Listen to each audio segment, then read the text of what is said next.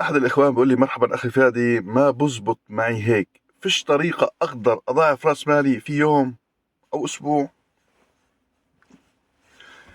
في، بس زي ما تقدر تضاعف رأس مالك رح يجي اليوم اللي بعده أو الأسبوع اللي بعده وتخسر كل رأس مالك. أنت هيك بدك تحط $1000 يصيروا $10,000، وبعدين بيوم واحد $10,000 يصيروا صفر. الأسلوب اللي أنت مستخدمه عشان تجيب العائد هذا مش أسلوب سليم.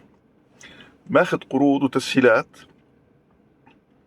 عشان الضرب اللي بتعطيك مثلا 1% تصير تعطيك 100%. طيب ضرب ضربة أولى وثانية وثالثة $1000 سويت $10,000.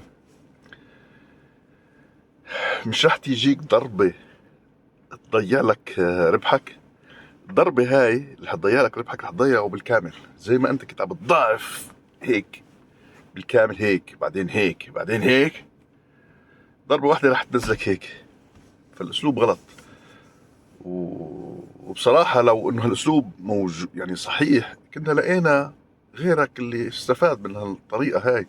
كنا شفنا صناديق، طبعا ليش بقول صندوق؟ صندوق بكون مدقق والشغل تاعه أكيد مش حكي بالهوا.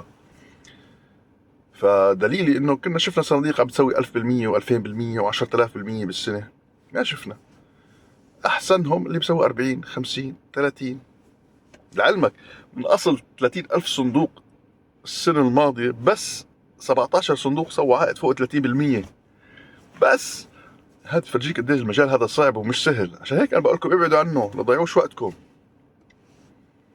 اوكي، الله يعطيكم الف عافيه.